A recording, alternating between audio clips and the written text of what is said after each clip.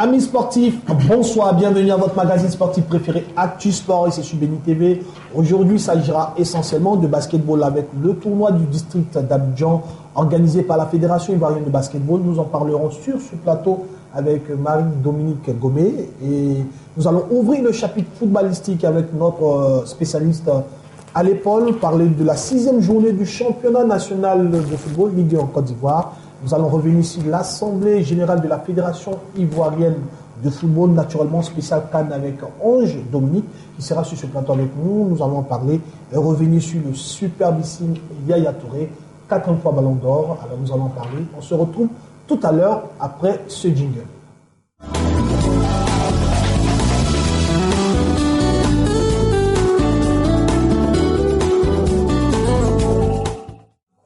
Merci de nous suivre sur le Blessing Channel. Mes collaborateurs de tous les jours sont là. Marie-Dominique Gomé, bonsoir. Bonsoir. On reviendra à vous tout à l'heure parler de basket avec le tournoi du district d'Abidjan. Notre spécialiste de football, monsieur Alepol Kwadi, bonsoir. Bonsoir, confrère. Alors, beaucoup de rebondissements. 6e journée du championnat national de football Ligue 1. On en parlera. Et surtout, le sacre de Yaya Touré. Oui, le superbissime Yaya Touré que vous aimez. Bien, alors Marie-Dominique Gomé, tournoi d'Abidjan, de bonnes dispositions.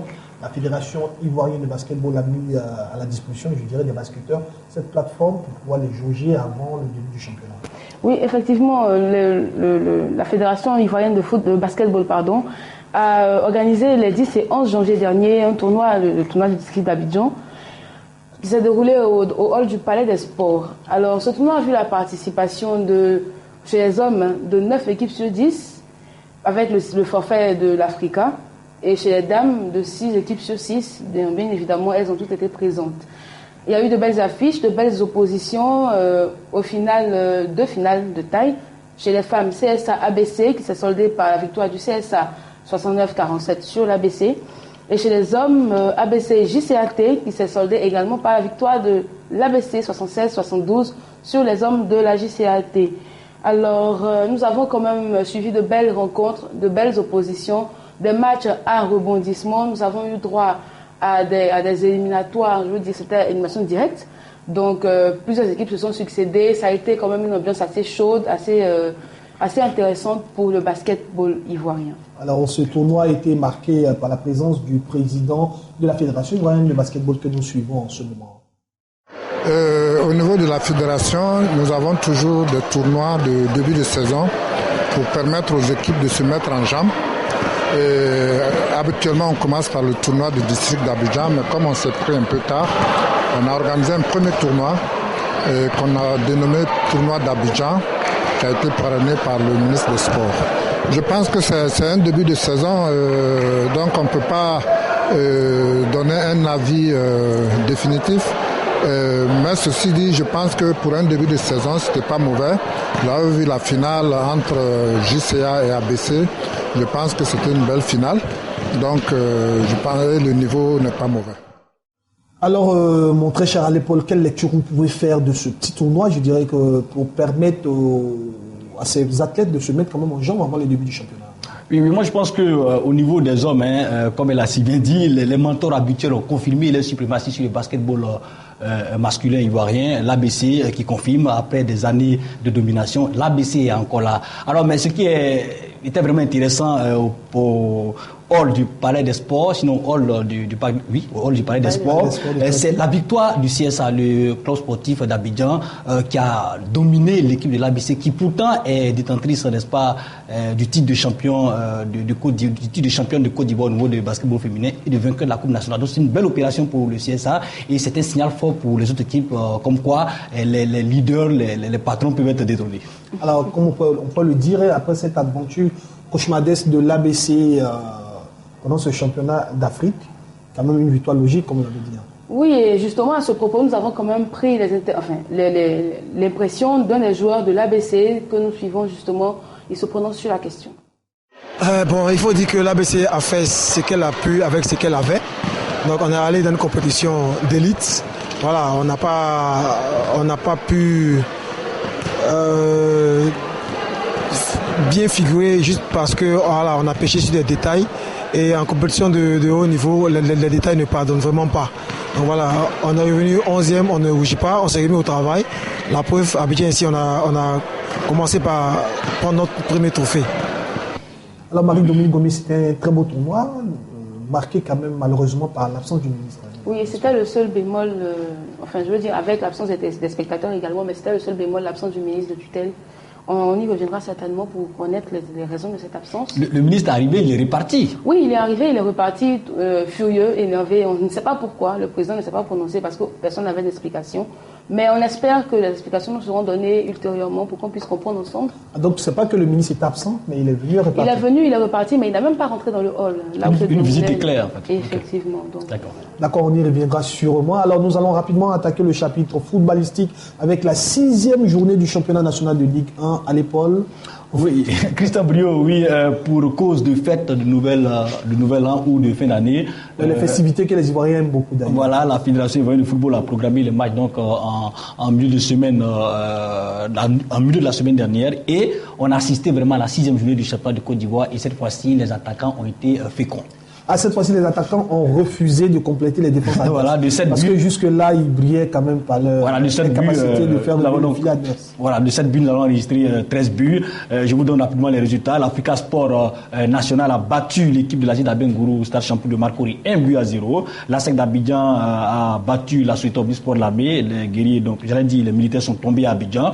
Le stade d'Abidjan, la JCA ont coupé la poire en deux buts partout.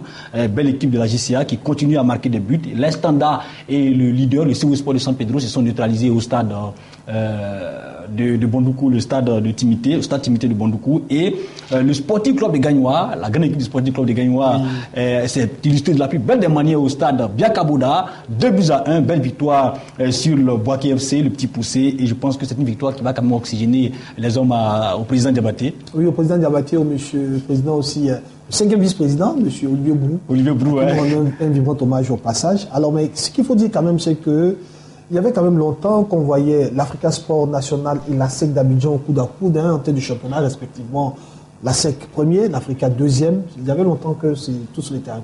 Oui, j'ai envie de dire que cela fait maintenant une décennie qu'on n'a pas encore vu, n'est-ce pas, une domination des deux bras lourds du football ivoirien, puisque la SEC d'Africa, c'est un peu comme un match Barcelone-Real de Madrid, voilà. Oui, et c'est quand même intéressant de voir ces deux grands clubs-là qui drainent le plus de monde au terrain, être en tête du championnat, et ça veut dire que le championnat sera vraiment très dense dans les semaines à venir. Je finis au niveau des résultats avec le Denguele Sport de Guinée qui a battu l'équipe du Stella Club d'Adjamé 2-0, et le Denguele donc remonte au tableau du classement, et l'AFAD de Djekanou, l'équipe chère au président Jacques Anouman, donc a défait la formation du COK 2-0. Alors donc on enregistre 13 buts au niveau du classement. La SEC d'Abidjan est en tête avec 13+3, suivi de l'Africa Sport National 13+2, 3e les Standards 11+1, 4e l'AFAD de Djekanou 10+2, 5e JCAT, 6e Gagnoa, 7e Stade, et dans la deuxième partie du tableau, 8e Société Omnisport Lamé, 9e Denguele Sport d'Oudiné, 10e le CW Sport de San Pedro, le champion en titre qui est encore en bas du tableau, 11e Asie d'Abengourou, 12e Boaké FC, 13e le Stella Club d'Adjamé avec 5-4, et l'équipe de COK ferme encore la marche avec 2-1. Alors au niveau des statistiques, meilleure attaque JCAT avec 11 buts en 6 matchs, c'est quand même intéressant pour l'équipe de mettre Adou Nangon. Et puis la plus mauvaise attaque, c'est le COK, la plus mauvaise attaque, le COK, encore après 6 journées, le COA n'a pas encore marqué de but. Et ça, c'est vraiment inquiétant pour un club de Ligue 1. Au niveau de la défense, meilleure défense, l'Africa Sport d'Abidjan, avec 2 buts encaissés. Et tenez-vous bien, c'est sur un match contre l'équipe du COA Sport de Saint-Pédro, le championnat en titre, avec un certain Assali. L'Africa avait pris 2 buts et les 5 autres matchs, l'Africa n'a pas encaissé de but. Et c'était vraiment intéressant pour l'équipe de Vagba Alexis, qui a une bonne défense. Au niveau de la mauvaise défense, c'est encore le COK avec 8 buts encaissés. Et triste score, je l'ai dit, triste statistique pour nos amis du Nord. Alors, ce qu'il faut dire, je pense que c'est dans ce championnat, ce qui fait malheureusement pas plaisir à Marie-Dominique, qui aime bien le COA Sport de Saint-Pédro, qui pointe à la 10e place. Aujourd'hui, le poulain de Rigo Gervais.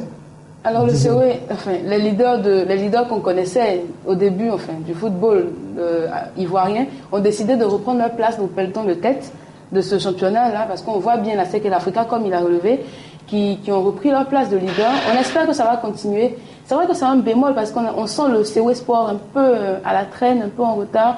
Mais je pense que quand même, d'ici la fin du championnat, ils auront l'opportunité de se remettre de ces différents échecs-là et puis de nous servir un football qu'on aime et qu'on apprécie.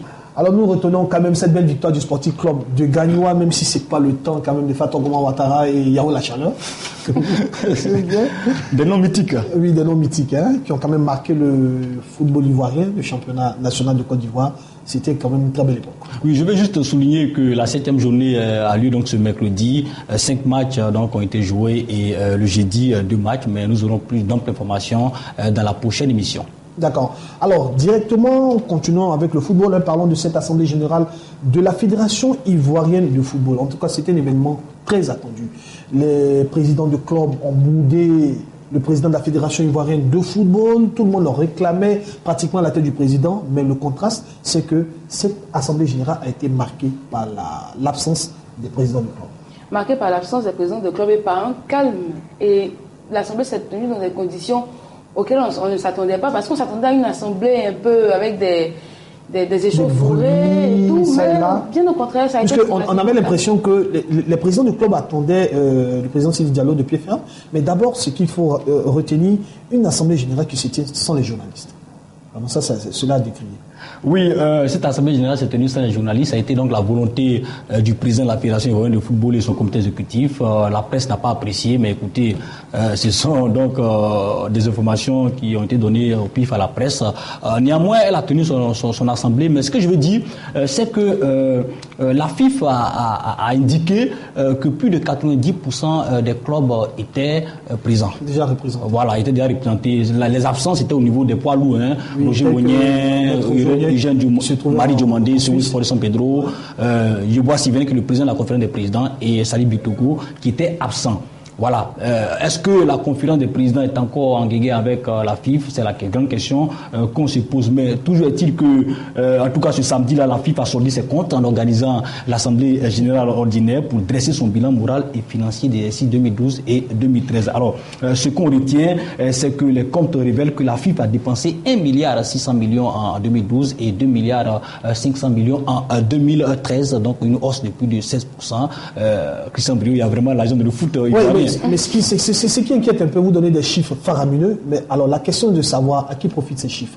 Finalement, est-ce que cela est reversé aux athlètes qui, logiquement, devaient faire... Oui, mais il faut dire que la Côte d'Ivoire est aussi engagée dans des compétitions telles que la CAN, la Coupe d'Afrique des Nations, donc les éliminatoires. Quand les professionnels arrivent, c'est quand même de gros moyens, puisqu'on a affaire quand même à des véritables pros qui arrivent. Donc, la FIFA met le minimum avec des moyens colossaux. On a aussi la CAN féminine. Il faut rappeler que la Côte d'Ivoire donc, a participé à la CAN féminine. On a même eu une qualification au niveau de la Coupe du Monde. C'est quand même des dépenses qui sont justifiées, mais la grande question est, est-ce que les athlètes bénéficient, surtout les athlètes ivoiriens, au niveau de la masse salariale et tout ça. Quand on sait qu'au niveau des clubs de Ligue 1, le plus gros salaire c'est environ 250 000 et on a des salaires même de 50 000 francs pour des joueurs de la Ligue 1, alors qu'on a jusqu'à 2 milliards 500 000 millions dans le football ivoirien. Bon, écoutez, je pense qu'il faut peut-être pencher plus cette question pour que l'argent puisse servir les joueurs et non les présidents des clubs. Bon, en fait, c'est une interrogation, Marie-Dominique. Une interrogation qui se maintient, parce que quand on voit les conditions de vie de nos joueurs, même locaux ici, on se demande bien, est-ce qu'il faut forcément s'expatrier pour vivre du football? moi, je me posais plutôt la question de savoir également, pour vous rejoindre, est-ce que toutes ces sommes qu'on annonce là ne profitent pas plus, non pas au président de club, mais aux joueurs qui sont à l'extérieur? Aux joueurs qui sont à l'extérieur, est-ce qu'il n'y a pas... en fait, il faut qu'on ait un bilan clair de comment est-ce que c'est utilisé, les sommes qu'on a aujourd'hui. Oui, mais la FIFA vous dira aussi que c'est les éléphants qui font, les éléphants de Côte d'Ivoire, donc les professionnels font entrer des milliards. Et vous savez que quand la Côte d'Ivoire se qualifie pour la Coupe du Monde, oui, c'est au moins 3 milliards, 4 milliards qui entrent. Donc, voilà, ils participent aussi. Justement, il y a l'enjeu aussi qui fait cela. La Côte d'Ivoire, je pense que des joueurs qui, comme vous le dites, est-ce qu'il faut être expatrié pour pouvoir être dans de meilleures conditions? Mais je pense que c'est le plaisir des supporters quand ces joueurs-là viennent, ils attirent quand même... ses sponsors et tout oui, cela. Je pense que vous avez raison. Voilà. Je vais juste aussi souligner qu'au niveau de cette Assemblée générale ordinaire, le comité exécutif de la FIFA a proposé et obtenu l'affiliation de 81 nouveaux clubs. Ça, c'est quand même extraordinaire. Sur 143 demandes, 81 nouveaux clubs, c'est quand même un peu... le chiffre est quand même élevé pour le football ivoirien et ça fait quand même plaisir de savoir que les gens s'intéressent encore au football. Et l'annonce de la construction de l'hôtel des éléphants, les éléphants donc auront un hôtel selon la FIFA et ça, c'est quand même une bonne nouvelle pour nos professionnels puisque étant déjà au centre de Mengerville, quand l'hôtel est à côté, nos joueurs peuvent plus sortir et puis être déconcentrés peut-être à la veille du grand match. Alors, mais est-ce que moi je peux dire par exemple, est-ce que selon vous, M. Alé-Paul, après un tour d'horizon, on avait pensé à une assemblée générale avec beaucoup de bruit, comme le disait Marie-Dominique Gomé, est-ce qu'on ne pourrait pas dire un bilan positif en griffe de la Fédération ivoirienne de football? Oui, moi je parlerai quand même de bilan positif dans la mesure où l'équipe de Côte d'Ivoire, les éléphants ont été qualifiés pour la Coupe du Monde. Les Ivoiriens ont joué donc la Coupe du Monde 2014 au niveau des seniors et nous sommes encore qualifiés pour la CAN. Et nos équipes, que ce soit en cadet et en junior, sont aussi qualifiées pour la CAN. Donc il y a quand même des efforts qui sont quand même réalisés par la FIFA et surtout que le CEU Sport de San Pedro, après 15 ans, s'est qualifié pour la finale, ce qu'un club ivoirien n'avait pas encore réalisé. Donc je pense que c'est quand même un bon bilan, il faut féliciter la fédération. Mais encore que nous disons, l'argent revienne aux footballeurs locaux pour que ce métier-là soit quand même un métier noble. Alors nous pensons que l'équipe très chère au président Sidi Diallo fera des efforts dans ce sens-là. Alors nous allons ouvrir maintenant le chapitre spécial Cannes 2015 avec notre très cher Ange Dominique. On se retrouve après ce jingle.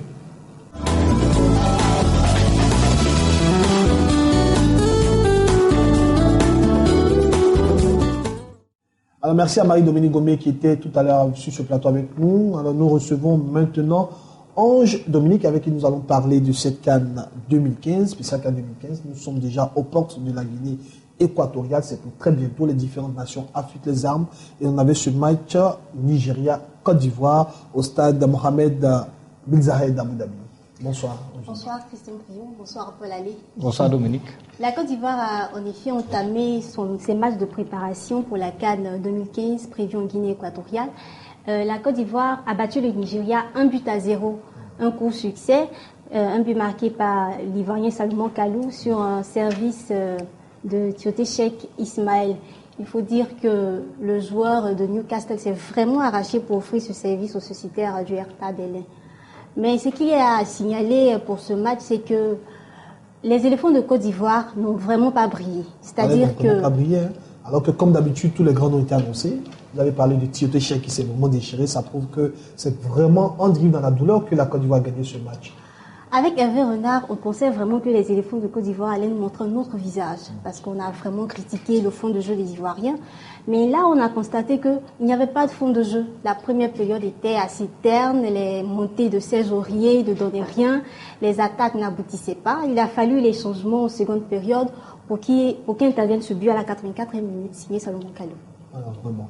Alors, mon très cher Paul Allé, vraiment, la Côte d'Ivoire, une fois de plus, nous laisse encore perplexes sur cette CAN qui n'a même pas encore débuté. Hein. Voilà, l'analyse de Ange Dominique est claire. C'est un match de préparation, mais quand même un match qui devait laisser entrevoir de bonnes dispositions pour cette équipe nationale de Côte d'Ivoire. Oui, Christian Brio, je souscris à la thèse de Ange Dominique. Les pachydermes ivoiriens, sans véritablement convaincre, ont battu l'équipe nigériane par la plus petite marque, 1-0. Mais on a donc tous ici été témoins, les éléphants n'ont pas vraiment convaincu. Et face à quelle équipe nigériane? C'était une équipe nigériane rabougrie, une équipe de seconde main, voilà, sans les titulaires habituels. Alors, c'est quand même inquiétant. C'est vrai que certains spécialistes diront que c'est un match de préparation, il ne faut pas tout donner, mais on doit quand même retrouver des automatismes et ça, on ne l'a pas vu. Bon, au niveau des titulaires, hein, comme vous l'avez dit, indiqué tout à l'heure, on avait quand même des titulaires beaux dans les buts qui est depuis le match Côte d'Ivoire quand même devenu titulaire dans les buts, devant Kopa Bari. Mais la défense était quand même une défense pour moi compacte. Hein. Eric Bailly et Kolo Touré libéraux, Eric Bailly stopper, latéral gauche Canon qui a remplacé Tinechek et Serge Aurier. En tout cas, au niveau de la défense, j'ai vu quand même une bonne défense. Et ça, je veux encore une fois saluer la performance de Eric Bailly que j'aime très bien. Eric Bailly Bertrand, qui vraiment s'est illustré de la plus belle des manières. Et ça, c'est vraiment intéressant pour l'équipe de Côte d'Ivoire quand on a des garçons qui sont sereins en défense. Mais ce qu'on n'a pas apprécié, c'est, j'allais dire, la mayonnaise entre le milieu de terrain et l'attaque. On n'a pas eu de véritable attaque placée, à part quelques envolées, j'allais dire, à part quelques actions solitaires, comme on a l'habitude de le voir avec Yao Kwasi Gervinho. On n'a pas vu une équipe de Côte d'Ivoire être dynamique dans le jeu, des passes à automatisme d'une véritable équipe. Et ça, c'est pas bon. À quelques jours de la CAN, on n'a pas vu ça chez les éléphants, c'est pas vraiment intéressant.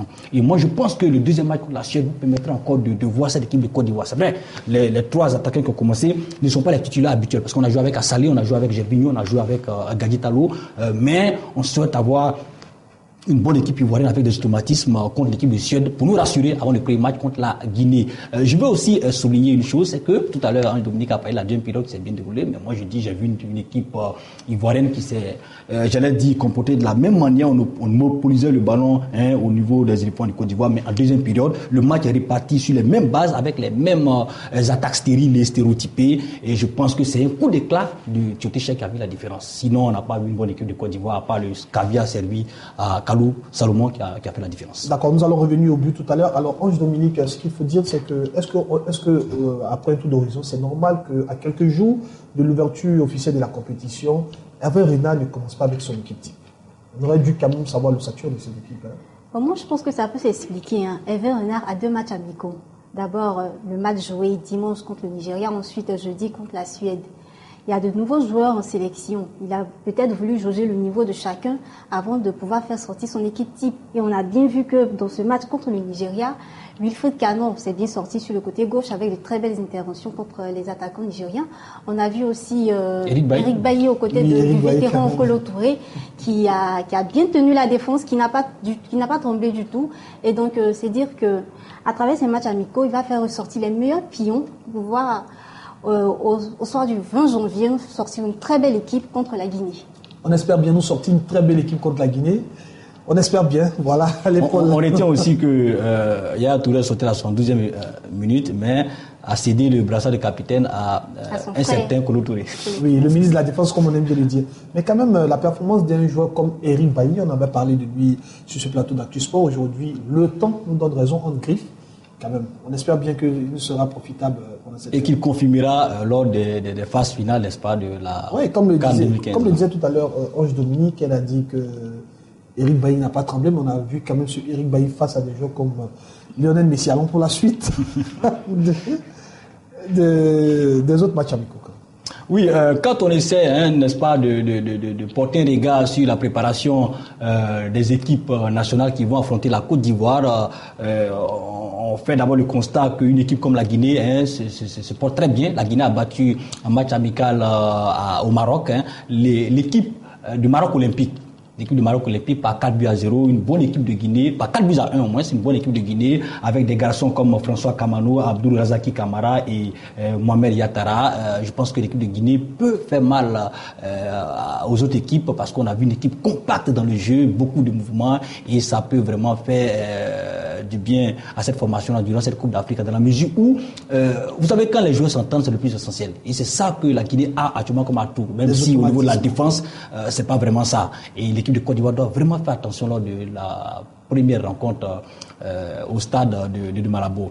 Maintenant, concernant l'équipe de Cameroun, le Cameroun a joué 2 matchs amicaux. Le premier match contre l'équipe de la RDC au stade Amadou Ahidjo de Yaoundé. Un but partout. Un but d'abord d'Éric Etoundi à la 37e minute de jeu et une égalisation de Yannick Bolasie à la 93e minute de jeu. L'équipe de Cameroun n'a pas aussi convaincu dans le jeu. Et contre l'Afrique du Sud, quelques jours après, à Libreville, ça a été le même score, un but partout, une équipe camerounaise qui n'a pas montré la hargne qu'on connaît d'habitude, mais on s'est dit que c'est la préparation et que peut-être lors de la compétition, Vincent Oubaka, Clinton Djé, Benjamin Moukandjo, Choupo-Moting, la Thierry camerounaise va sortir pour nous montrer une bonne canne. Et tant mieux pour les adversaires qui, pour l'instant, sont quand même heureux de voir le Cameroun se comporter de la sorte.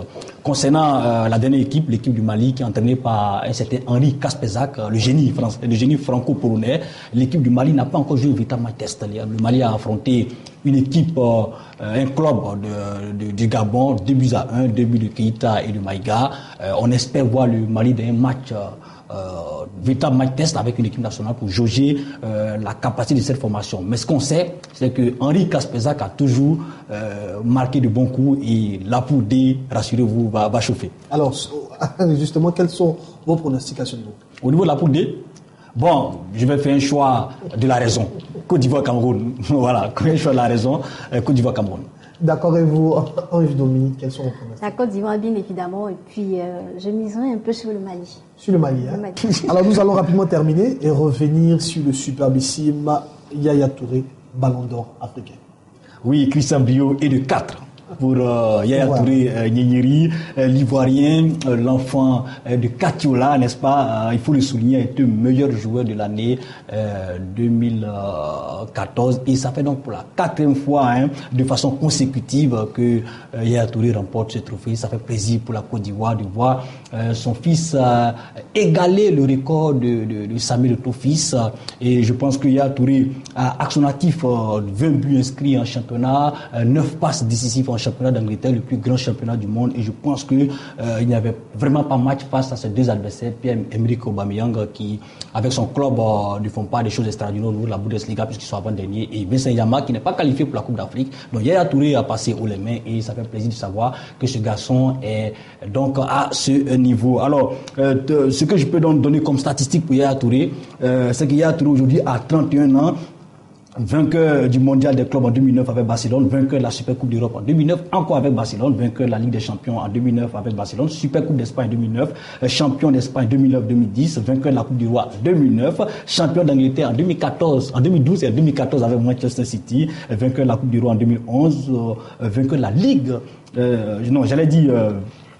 vainqueur de la Coupe de la Ligue en Angleterre avec 2014 et puis finaliste de la CAN avec les éléphants en 2006 et 2012. Au niveau des statistiques, toujours Yaya Touré, c'est 16 buts en 84 matchs en sélection, c'est 8 buts en 68 matchs en Coupe d'Europe et 63 buts en 375 matchs au niveau du championnat européen. C'est vraiment des statistiques qui font parler et comme je l'ai dit la dernière fois, je reviens encore avec mes mots. Yaya Touré, non seulement leader technique de Manchester City, mais c'est une intelligence tactique, c'est une vision de jeu, il réfléchit avant l'arrivée du ballon, encore une fois, c'est un génie footballistique des temps modernes. Alors comme on peut le dire simplement, le superbissime Yaya Touré. Mais ce qui me fascine un peu dans les statistiques de ce joueur, c'est vraiment impressionnant, il n'est pas un attaquant de pointe. C'est un milieu de terrain, on dirait défensif, même... Ouais, milieu défensif. Un pont entre la défense et l'attaque, mais il est toujours porté vers l'attaque et aussi beaucoup de buts marqués. Alors, quand tu le vois jouer, tu as l'impression que le jeu n'avance pas, mais il est imprévisible dans ses gestes. Surtout, on le connaît bien pour ses passes aveugles et qui a une lecture de jeu au-dessus de la moyenne.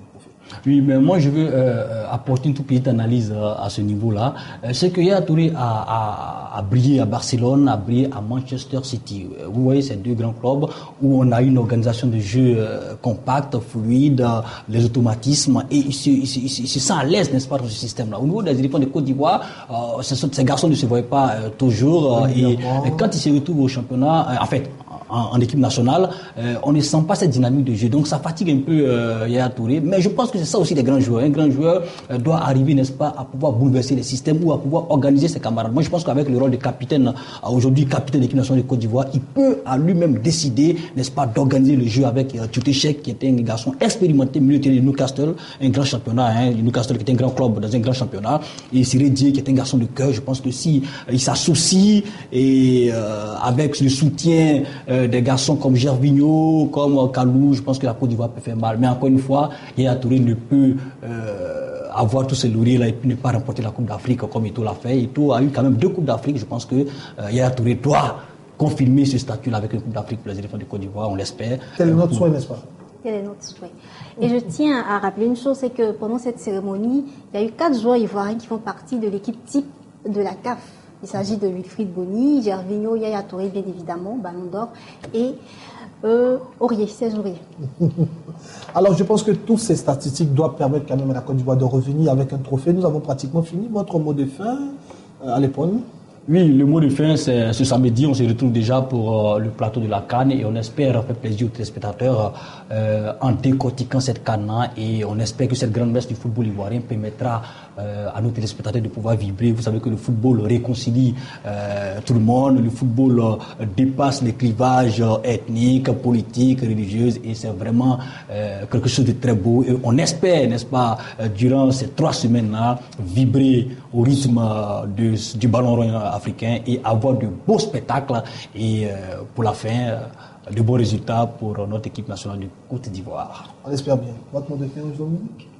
Mon mot de fin, c'est que la CAN commence dès samedi et donc j'espère qu'il y aura plein d'émotions parce que le football sans émotion, c'est pas vrai. On ne vit pas ça comme on vit ça comme n'importe quel autre sport alors que le football c'est le sport roi, c'est le sport quand il n'y a pas d'émotion. C'est terne.